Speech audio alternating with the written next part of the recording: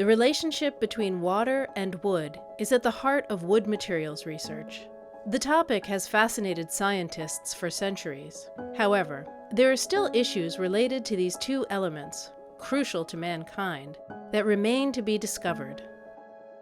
Wood has evolved to operate in an environment where it's immersed in water because trees are immersed in water, and the whole purpose of wood is a structural support for the canopy of the tree, and it's to transport water and nutrients up to the canopy and the products of photosynthesis down from the canopy into the roots. So it's designed, if you like, if you want to use that word, to operate in a very water-rich environment. The water in wood is linked to all its properties.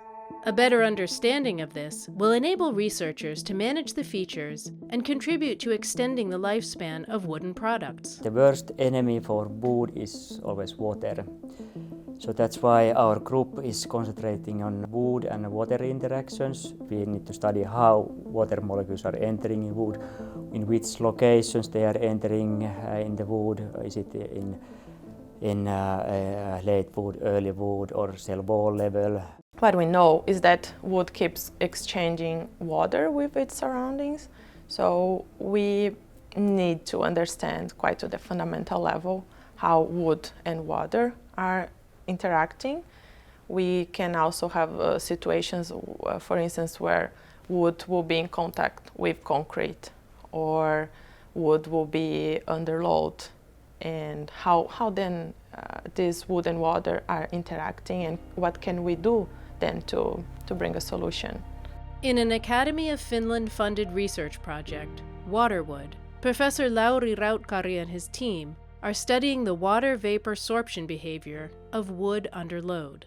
It's important that we start to understand that when there's a high tension or high compression in wood, something like in high-rise buildings, there's always some tension and compression in different places. So we did some pre-tests, and we found out that there are certain differences in moisture, maybe 2-3% of moisture, and that can lead some micro cracks in wood. So if you stretch wood or if you press wood, it will interact in a different way with water, and this is what we want to be able to show and then to understand and to bring a solution. Preliminary results indicate a clear difference. Stretching wood creates a tension which inhibits water molecule uptake, while compressing wood creates more area for water absorption. The group is developing new methods to analyze moisture content, which can be applied to any hydroscopic material that absorbs humidity from the air. Tainisi Loringsong is using an M-cell device to control the humidity in infrared spectroscopy. We have combined this humidity generator, and we have a chamber where we put wood in there, and we can set specific relative humidities, and then we can see, for instance, how wood was interacting with water under a load, and we can understand how the chemical structure of wood is looking like. A very central concept in wood material science is equilibrium moisture content, which means that wood always interacts with the surrounding moisture to create balance.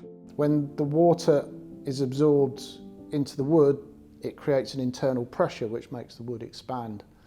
And this, if we maintain the relative humidity of the atmosphere at a certain level, we will get a moisture content that stabilises, and that's called an equilibrium moisture content. I think the view that what's causing that is the internal pressure that the water molecules are applying to the cell, and then there's a restraint on that. Part of it's to do with the structure, the kind of winding of the cellulose microfibrils in the cell and what's outside that, in what's called the middle lamella, but also the lignin acts as a restraint on that expansion. So there's this kind of fight going on, if you like, between tension that's being created in the bonds of the lignin molecule and the lignin molecules in the hemicelluloses, not so much the cellulose, and the pressure this water is applying.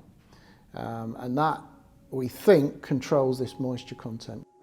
There are several methods used by the researchers to study wood-water interactions and follow changes on the cellular level. The most prominent method that we're using is dynamic vapor sorption. This is the kind of go-to method where we start, where it's basically very sensitive balance. But depending on the research question, there's a lot of different methods that we're applying.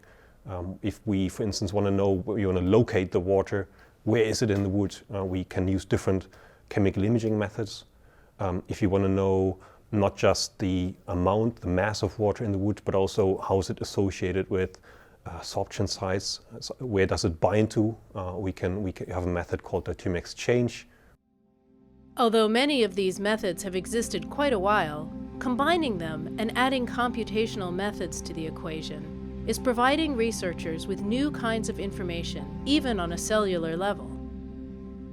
It can be quite beneficial to apply different chemical imaging techniques, combining large field of view, low resolution, like the NIR hyperspectral camera, with a technique of high spatial resolution but small field of view. So we're combining both methods and we're using both benefits, having a nice overview over the macroscopic distribution of chemical variation, but also having the detailed information on a cellular level. By deepening our understanding of the properties of wood, we develop new wood treatments, improve the overall sustainability of wooden products, and reduce our dependence on fossil-based raw materials.